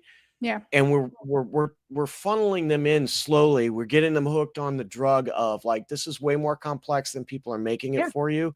And we've got to pull them in. This is the kind of conversation that you and I need to have, like either on your show or somewhere else, because what I'm trying to do is try to keep it entertaining without going too deep. Yeah. And that is very difficult, because sometimes, like, some guys are like, dude, my fucking eyes are glazing over. I have no idea where this conversation is going. Yeah.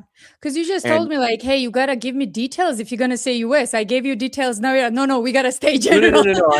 We can do whatever, man. I agree. I agree with you.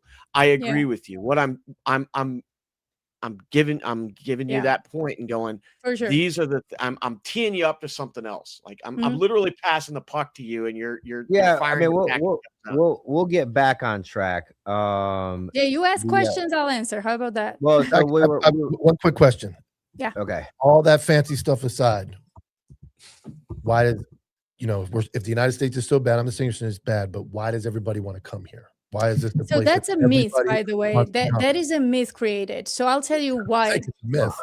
Yeah. No. That's a myth created for everybody. And, it's so funny how deluded American people are in some ways. And I'll explain what I mean by a myth. So America had Hollywood create this myth that in the United States, everything is so well, everything is so good.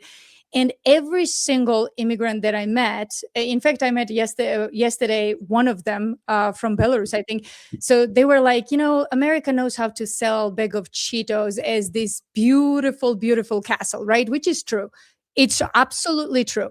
They come here, they sell everything they own. They come here and they realize that it's a grind. It is nowhere near Hollywood. It is none of that bullshit. It is just another country trying to survive. But here's the hard part here. Two things play in consideration here that we need to take. One, human mentality. Once they gave up everything, all their money, say they sold their house, their car, everything, and they came here with that money and they spend it and they don't know what to do. Well, guess what they do? They shut up and continue. If you're going through hell, keep going is the answer, right? You don't stop there. That's one. A lot of immigrants feel this way.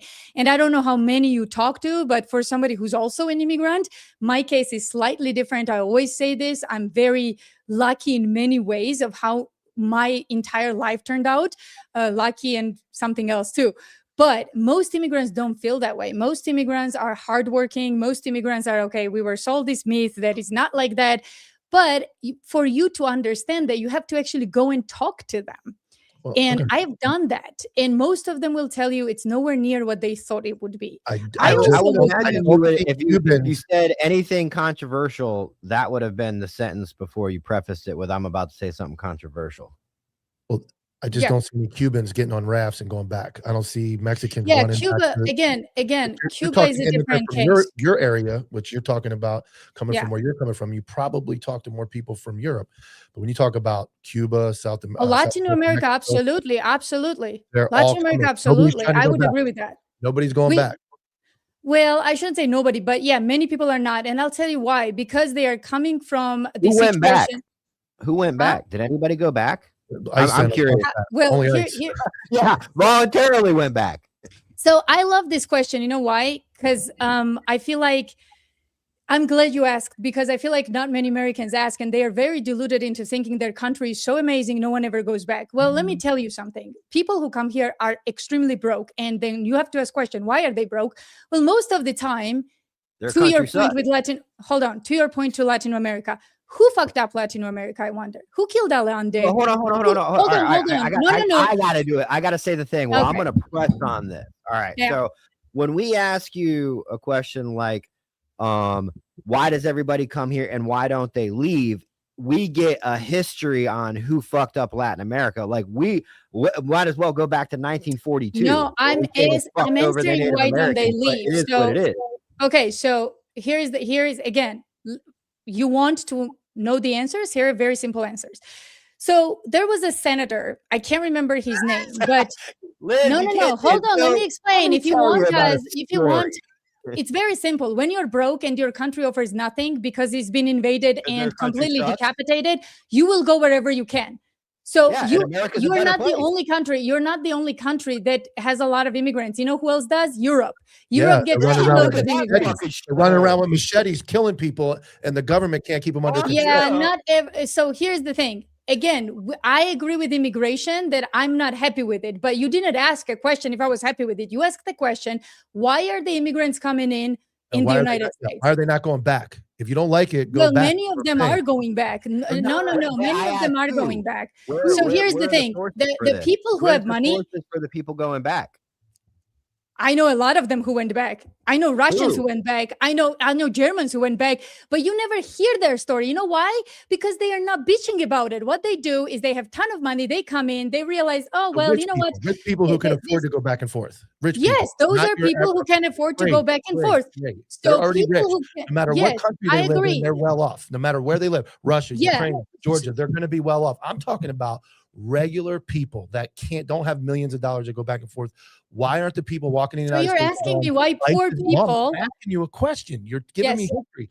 I'm saying, why is our country full of immigrants, people pouring over the border to the point we had to build a wall, but it's a You know terrible why? country and nobody wants to be here? Yeah. So here, very simple. I'm explaining that to you. Please So make it only simple. people who stay are the poorest people who've got nothing in their countries. Nothing. Immigrants are poor, nasty people. They have nothing else. That's not our what I culture. said. No one says Yes, it's you did. nasty. Just Do you said that. disagree? Do you disagree, Michael? Right? I'm asking one No, question. no. Do you Yep. disagree that rich people typically go back and forth, or just they visit the Yeah, United rich people- States? yeah, They rich buy. people go all We over the did world. okay. Yes, So yes. then, do we disagree that poorest people flood the United States? Otherwise, they would have paid for lawyers and come in legally. The illegal ones. They, Whoa. So they're poor. If they can afford to pay for the lawyers, they'll come in. And if they're poor, they'll come in. So which one is it? You just again, said that they would pay money to come in if they're rich. and you're they're poor. saying. Then define the question, man. So are you I am. saying? Are Why you is the saying why United they are States staying? having a Are you saying crisis where? of people coming into the country? Very Everybody simple. wants to be here. Because people who are staying in the United States most of the time, exceptions are everywhere, are the ones who've got nothing going on in their countries. They are poor and broke America's as better. fuck. So America's better. And So America's no, better. not Americans better. America has more loopholes, dude. This is what's going on. You Freedom. We have yourself more are fighting freedom. that right now. Freedom. You know why? You know why? America offers them shit that it doesn't even offer to its own citizens, which is, Yeah, I oh, why agree. don't you get put up in a freaking hotel for I don't know, but, half a year, and we'll pay you. This You're is why. making my Hold point on. for me. It's That's why not they're because coming. it's a better country. No. Oh. Dude, if we're gonna answer the questions, let's be honest. They come in because they get a handout. Period. They Yeah. come in because they get a Okay. handout and easy We life agree on that part. until, That's part we fair. all- that part we until- all agree on. hold Liz. on, until they are kicked out in Colorado streets, which I'm happy to provide a video of how they were taken care of for like a half a month, sometimes a month, and then they are kicked out in the streets and say, well, sorry, our aid ended, now fend for yourselves. And this is why we see crime shoot up. This is why we see all this bullshit. And guess what? When we asked, me and Ivory Hacker went down to Colorado. Again, you can see this on my X as well. Went down to Colorado with microphones and asking these people, well, what are you going to do now? Now they kicked you out of the hotel. These are the same immigrants you say love America so much. You know what they say? Well, we can't go back anymore. They broke shitloads of laws. They sold everything they owned, and they can't even leave Colorado. This is why they stay.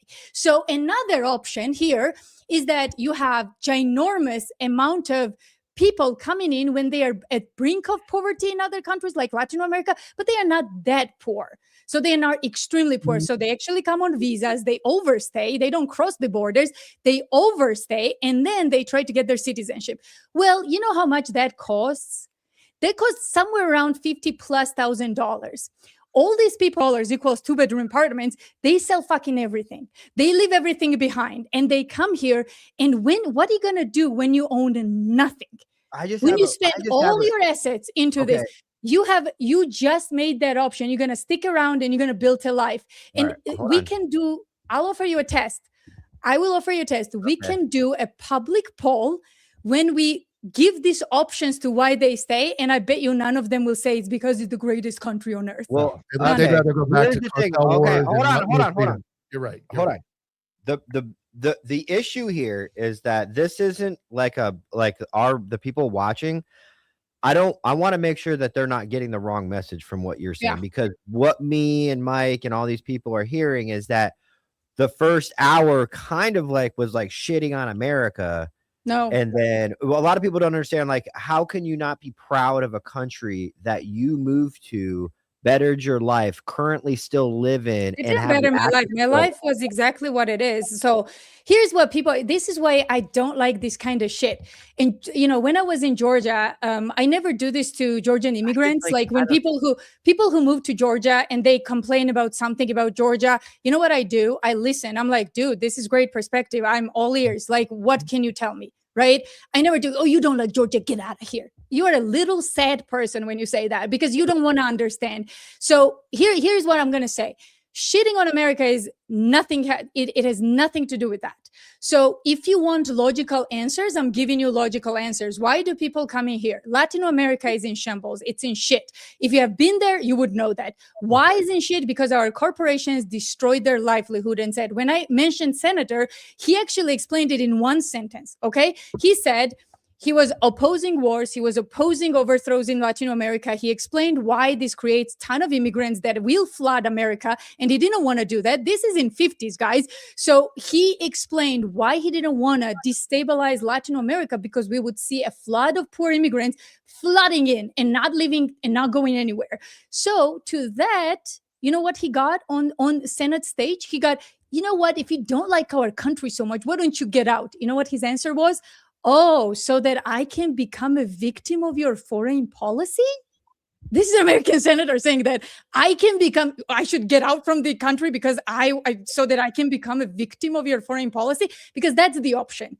The option is, we are a global superpower. We are a global superpower militarily. Yes, militarily. Dictators, and but I feel like Tyler, global superpowers don't have pharma that eats you alive. Don't have corrupt banking I'm not saying we don't have our own 35%. domestic issues. That's sure. I'm positive we have tons of domestic. Then how are we the best country in the world? I always explain. Okay, I can answer that question. What country doesn't have corrupt banking?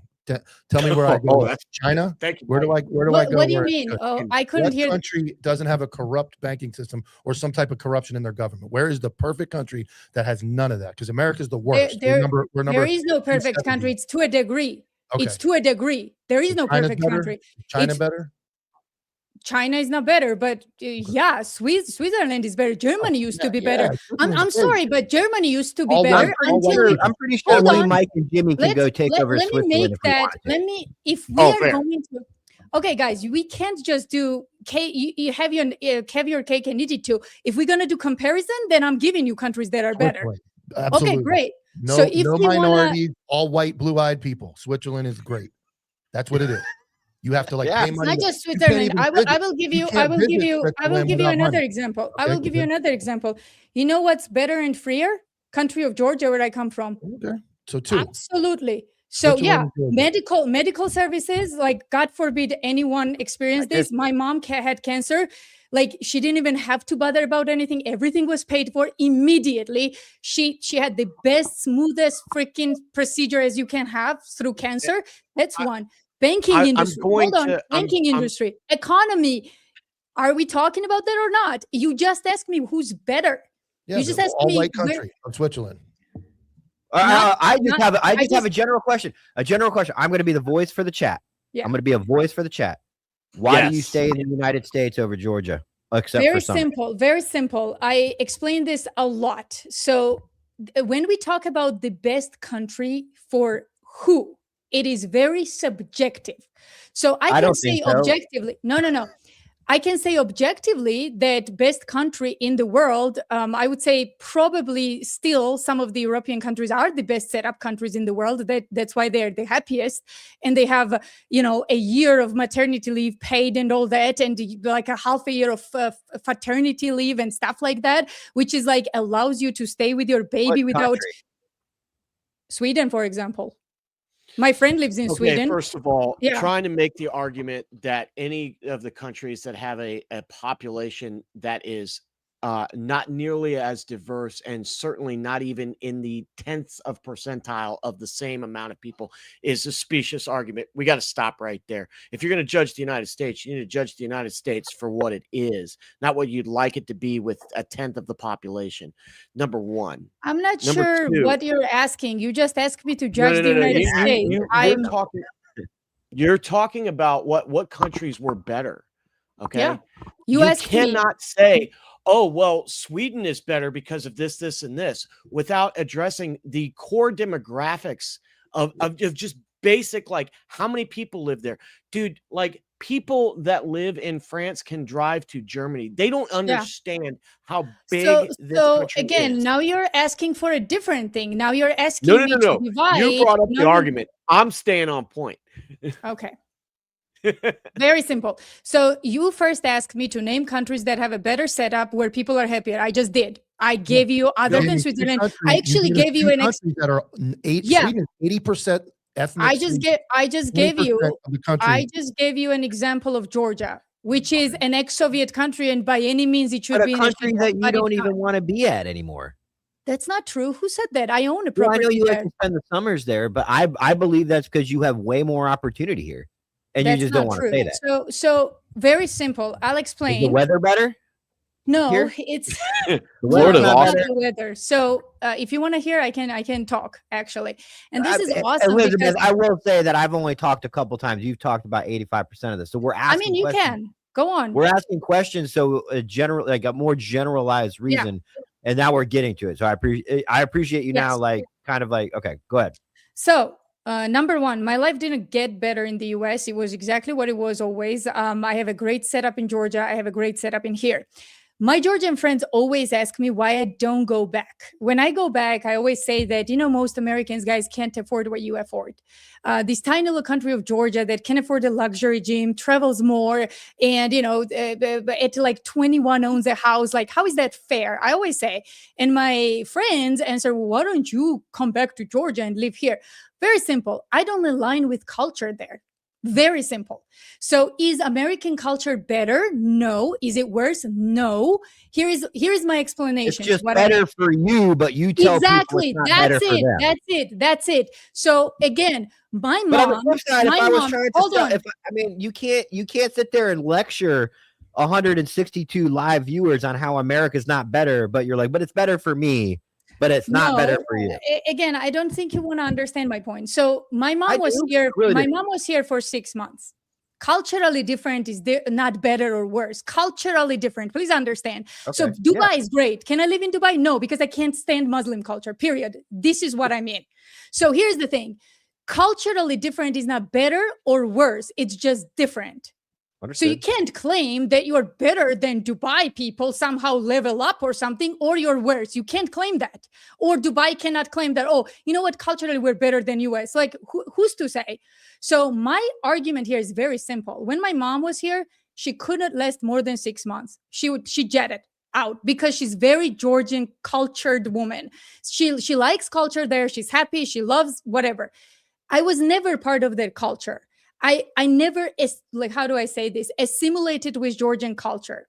Because for me, you lived there for 18 years and you never assimilated with Georgian culture? I never felt like I was probably because you were looking across the pond going, holy shit, I want at 18 years old, I'm moving there. So that's why you never adopted Georgian culture. Could that be a possibility? No. So again, my English teacher was an American called Ken Goff. And he felt completely opposite. He was like, Georgia is my home. I want to die here. I want to be buried here.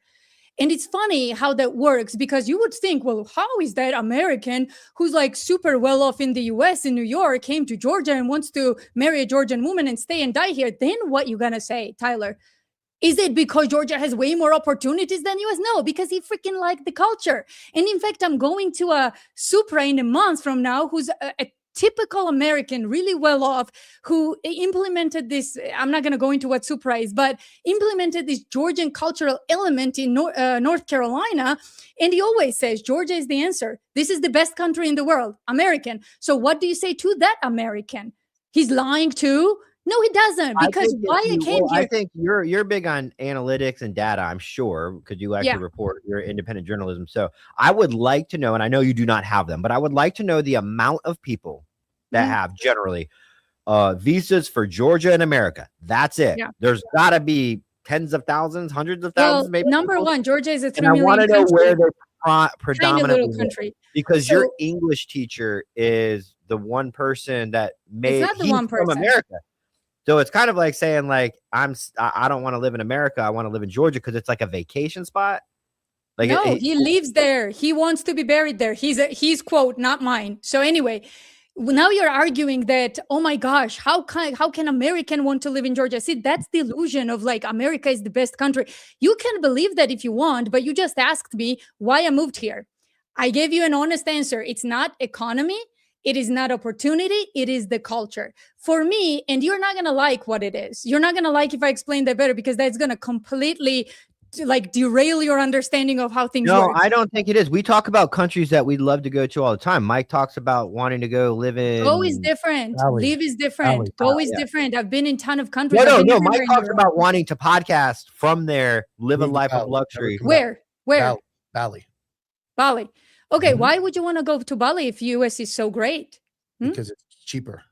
Thank you. And I'm That's all I'm retired. saying. I'm So retired. it's more I made my affordable, money in isn't the- it? I So made my money in the United States. I retired from my job, and I was like, Yeah. let me go So- somewhere where, is Michael, peaceful. great. But isn't that sad when you have to leave your country to actually I don't spend have your to. retirement? No, I It don't have is. to. It is. Because if it was a great country, you would not have to retire. You can retire in Florida I did. Keys, but I you did. can't. I'm But you retired. can't. 49. I'm retired. I never have to work another day in my life. Yeah. So, Ever. well, a lot of people in overseas don't have to work another day in their lives, but they actually get to stay in their own country and doesn't have to Well, leave. do that. I So- said I would like it. Obviously, there's better. I like the weather better. It's not culture. It's not Yeah, And but Mike, you which country would you say is better out of the two of them, even if you move there? America. Yeah, Of there's no course, gambling. it's You your can't gamble.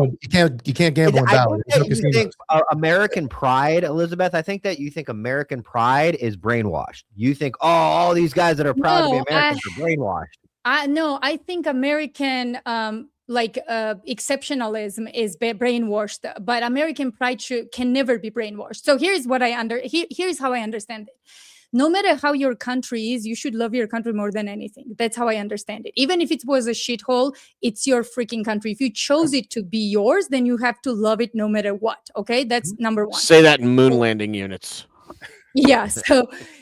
But you objectively asked me a question if America is the greatest country. I said no, because objectively, I don't think it is. Now, then you asked me a question, why are you here? I answered very honestly, because culture fits me here. And then instead of asking, what is exactly that culture that you like? You went on why I wouldn't, why is Georgia What not country do the you claim, ultimate option? Elizabeth? What country do you claim is yours? United States of America. That's why I let go my passport of Georgian citizenship, because I had to make that choice. And who convinced me, by the way, was Tucker Carlson. You know, we talked about this. Georgia always has a special place in my heart. I think it's a special country. I think it's an exceptional country. It's one of the oldest and one of the biggest fighter culture ever. And it is somehow managed from Soviet Union to become this full-blown, better than European country where their citizens are taken care of. And this 3 million small, tiny little country still managed during COVID to extract all their citizens from all the oppressive countries and fly them into into Georgia without any hindrance. Smooth operation. I've never seen that done even by Switzerland. I'm sorry, but I haven't. So what they managed during COVID kind of woke me up of how Georgian government operated and what they really could do. But forget that aside. Now, let's talk about the United States of America, okay? What is about this culture that I really like? Most people don't like what I like about the US. I like that friendships here are a little bit distant. In Georgia, friendships are super tight. So your best friend knows freaking everything about you. It's a small country. Everyone knows everything. Everyone is in your business. Everyone, you can't get away without, if one person knows you, everyone knows you. Again, it's a very small European country. I don't like the dynamics. I like my privacy. I like to be just by myself, left alone. I'm not a person who likes big groups, big, So your one thing that you could bring to the table most over anything of why you like America is that your friends aren't close to you, which I love that No, too, by the way. Don't get me wrong, but like it's if you had to put individualistic. anything huh? It's individualistic. It But I is an think that if you were to individualistic pick culture. America, you dropped your Georgia passport like a bad habit. And the one reason why you did it was It's because not one your friends reason. aren't It's close. one of them. That's their biggest reason. That's on the forefront of your mind.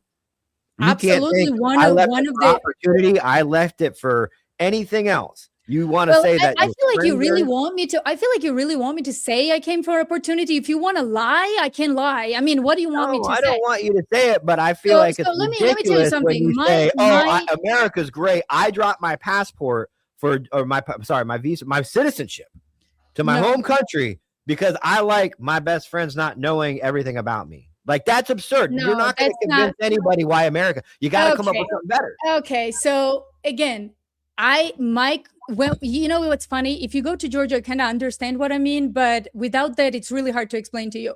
I don't like small habitat. I don't like small European mindset in terms of relationships. I'm sorry, but I don't. And guess what? Most Georgians don't like how Americans live. So we differ there. Most Georgians are like, these are reptiles. They don't have really friends, like real friends.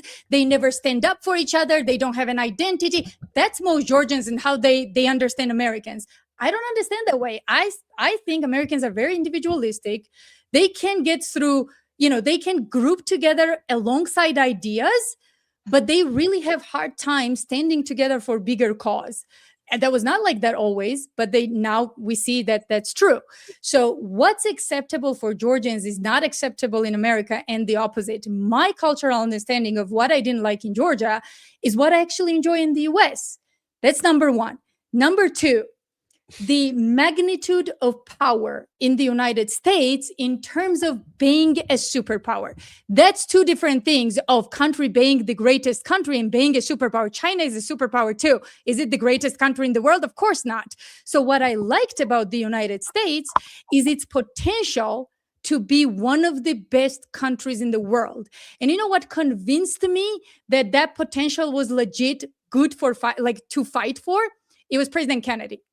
So I always say this, and people think I'm stupid or crazy. One of the reasons why I came in this country was President Kennedy. And in high school, I got an assignment. I was to pick any president from whichever country, they didn't care, and then write an essay and psychological analysis of this person and what they were about. I chose Kennedy not knowing anything about him. By the time I was done, I was not just a fan. I was like Kennedy Democrat ideologist. It was crazy. So I was like, whatever this guy was about, I believe in this dream. I want to help fulfill this dream. Okay. That was part of the reason. Can I say one thing? He was assassinated in 1963. You saw everything else that happened between Kennedy and the day you decided to move to the United States, and you still moved here with Trump being president already, Obama being president. So you reached back. No, Trump was nowhere near when I moved. I moved in college. I moved like 16 plus years ago. Okay, so 16 years ago, was that Clinton, Bush? Yeah, it was Bush. Okay, yeah, it would have been Bush. 63. I think it was Bush. I think Kennedy was dead. You saw everything that happened in the United States and still said, "I want to go there." Yeah, but you have to understand you have to understand. I believed how Kennedy died. This is me in high school. I was not educated, so I believe that Lee Harvey Oswald killed Kennedy. I believe that I don't know the deep state. I don't, again, see, this is why, guys, you look at it as American without being able to even understand other world. And I look at it coming from another world. I'm sorry, I don't mean to offend. Yeah, but from me, mindset was delusional. Do you understand what I'm saying? So I really thought that US was a dream. I really did. I absolutely believed in it. I believed that Kennedy was killed by a lone gunman. Okay. That was me. You're still here, but you now know it's not true, and you're still here. Yeah, and here's why. Again, the same reason. Number one, culturally, I don't align with Georgians as much as I align with the US. That's one. Number two, the potential of this country to be the leading superpower in the world for good. Potential. Not there inexistent, but potential. Number two. And number three, and I think it's more important that I like to admit, is once you sacrifice a lot of years in no matter where you are, it doesn't matter where you are, and you marry a person from the country and you create a family and you do that, it's really hard to leave. So for me, not only I assimilated, but I now had like my conscious life in here with friends and ex-husband and all of this and family, and now it's really hard to live. Yeah. Because to leave all this behind that for years you accumulated is very hard. So And go, even back if- to go all the way back to your original statement about a military guy who joins the military, becomes married to his buddies, and then goes to war for the United States. It's hard to get out of that. You married somebody in this country, have a life here now, and it's hard to get out of But it. you're not Sounds married like- to your military buddies. I'm sorry. You are. Let me- That was the let me- thing. let- You are. You're married to your friends, and you're married to the same reason you came here, which was this country's great. I think this country has a potential to be great. So I can have a potential to be great, sit at home as a nobody, or I can join the military and say, I think this potential has a potential to be great, and I'm going to fight for it for the reasons. Yeah, but that think it's I really agree good. with one thing. I agree with one thing. If you believe that you're fighting the right battle, yes, but you already know you're not. You're going in That's Iraq subjective. That's fighting to fuck up other I didn't know countries. You knew that. Kennedy, I you didn't knew know. Kennedy wasn't the president anymore, and you still came here because you thought the United States could get back to that.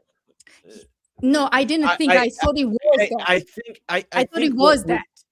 Oh, Elizabeth, Yeah. you highlighted something that is very, very human, and it's 100% relatable. You embedded within the culture. When you Hmm. join the military, you embed within the culture. We understand that, and we're in violent fucking agreement. I loved my friends. I couldn't let them, didn't matter if I agreed or disagreed. I couldn't let them go down range and get killed and not go with them. It fucking tore me up inside.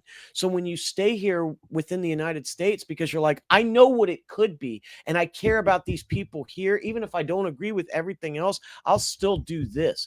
It's so analogous that it's almost the exact same. That's And great. so- That's great, and Jimmy. we're- But one we're question: in- if Yeah. go ahead. I agree with that, but question: would you go and fight another war right now, knowing if we were to go to Europe to fight whatever war, would you do it?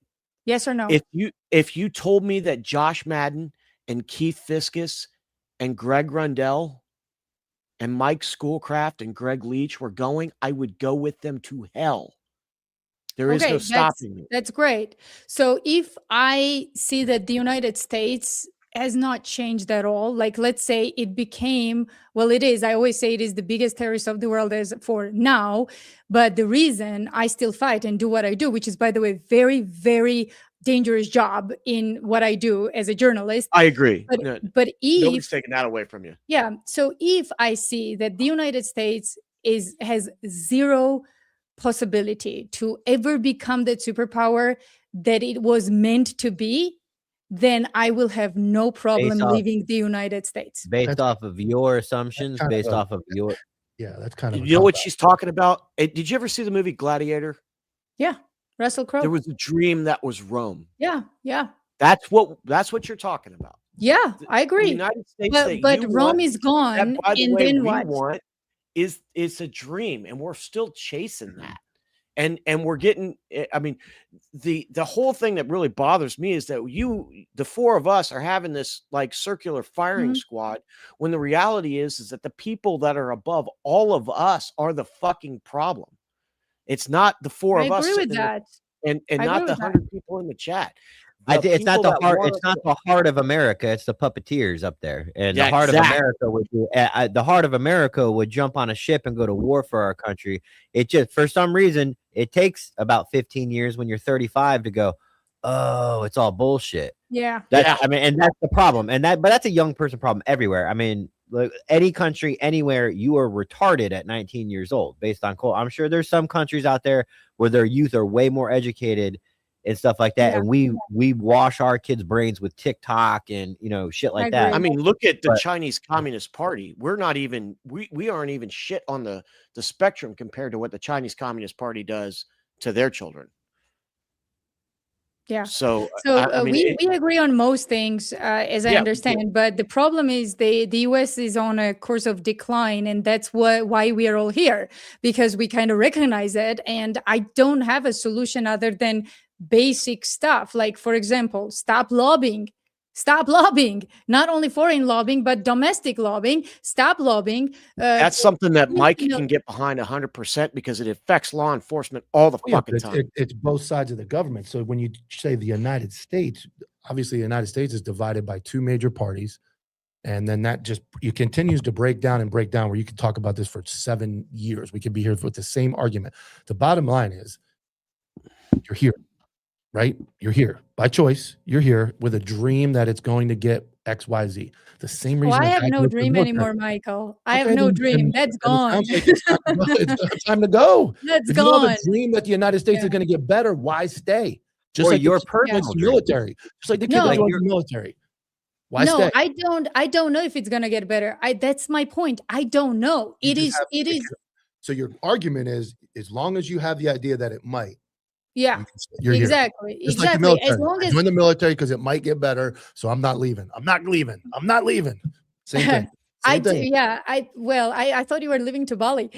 No, I they might don't gamble join there. you. Why They don't have- not? They don't Let's have go. gambling. They don't gamble in Bali. Only in America. So I got to stay here. Yeah. I like So to see. we'll see. I guess I don't know. We'll see. Yeah, we'll see.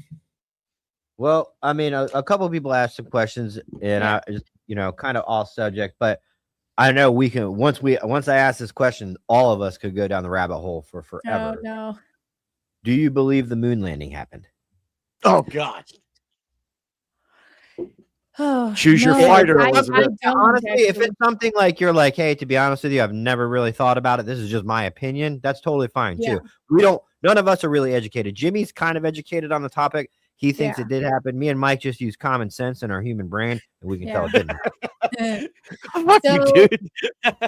I don't know. Like, that's the thing. I don't know. I've heard from people who are very high up in the government. I don't know if they want me to say their name. I don't even know if that's like a secret, and maybe they are already talking about it.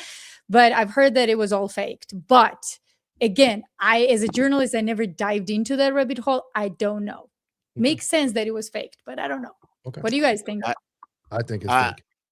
Yeah. I disagree completely. But Wow. Aren't we I getting ready to go back? expected- Aren't they talking about going back now all of a sudden? I thought No, there they're was going to rumors Mars about- now, right? Well, no, I thought we were going back to the moon too. I'll just leave it at this. If the Chinese Communist Party, which just recently flew a satellite around the moon, could prove that the moon landing did not happen, they would absolutely do it and have not done it. In fact, India has the best fucking pictures of the Apollo 11 landing site. And again, if they could prove it didn't happen, they would. They don't have clean Didn't. water, but they got great pictures. Yeah.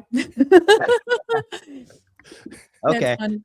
The next question Yeah. is we talk about this all the time. A lot of people give us a lot of Mhm. flack because we question the numbers of the Holocaust. And it's not saying we're not deniers, we're not anything. We literally broke down the math, Uh-huh. and then people were like, well, it wasn't 6 million in the ovens, it was like fire. And we're like, okay, well, we didn't know that. That's news to us because we were told 6 million Jews were burnt in ovens, and we did 4 years at the math, and that was like Right. 182 bodies an hour.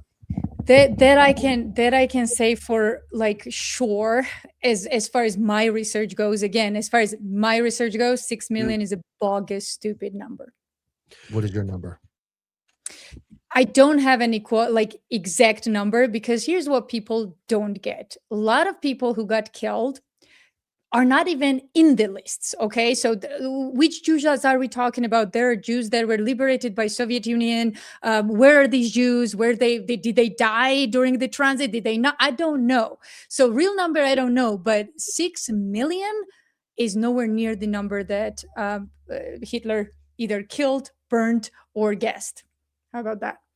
Okay. Yeah. That's what we Okay. to. I mean, we've said the same thing, is that the Western world at large is beholden to this inflated information about what happened in Nazi Germany during the Holocaust. And I have personally no desire to hear, well, you have to let me bomb Gaza and kill every single one of the men, women, and children, chickens, and goats in Gaza because of what happened in Germany. I'm really tired of that argument. Yeah. Well, it's convenient for certain people to be a victim and then get free shit and military support. That's all I'm gonna say. Yeah, but you want to be more careful around Israel than we do. We don't care. We don't care either. I Yeah. don't care. I guess. Yeah, I am personally of the opinion that, and I've said this to you before, like you can't tell me that Israel can defend itself as you fly F-15s, F-35s, and F-16s dropping JDAMs and trained in the United States. Sorry, that doesn't fly. You exist because we allow you to exist. Exactly. I couldn't agree more. Violent agreement, as you like to say. Yeah. Yeah. All right. Well, that's going to wrap up the show for today, guys. Hopefully, we can see a sequel and a much prepared, violent opposition between Jimmy and Elizabeth on another platform. Maybe Jimmy's Shadowcast. Sure. We I should have you all three on my show. Yeah, we didn't even get to touch on some of the stuff, especially Putin, but we're out of time. I know. So thank you so much for coming on. Thank you for being a good Thank you guys for having me. Thank you. We're really not used. We're not used to a lot of opposition. You know, it's just the style of our show. We don't really try and facilitate that too much. So it was pretty cool. Yeah. Sorry to interrupt, Tyler. I think all of you should do like a 20 days minimum European trip. So just to go back to the best country and set up kind of dynamics, right? Honestly, I stopped arguing with people who have not been at least or lived in at least as many countries as I have, because there's no point, right? If you don't have the perspective, you can't talk.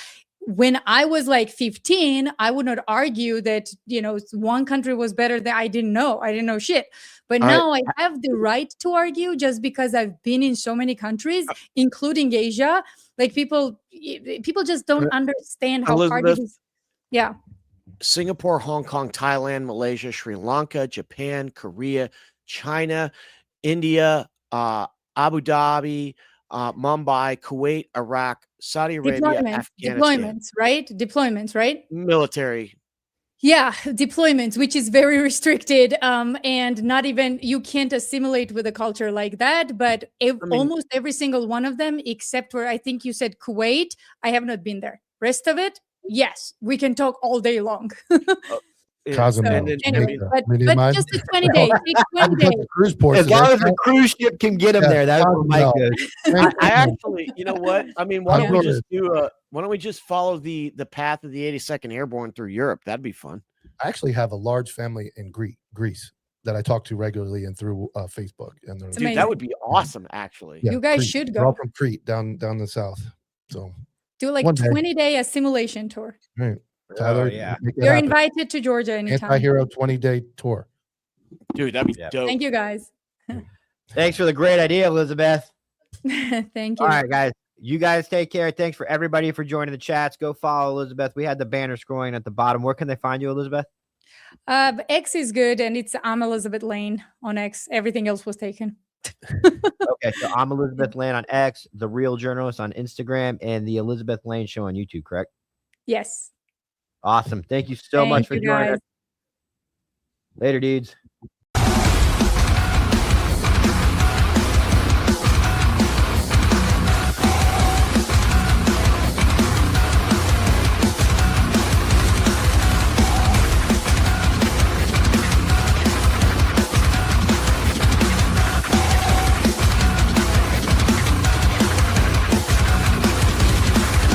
JV team for life.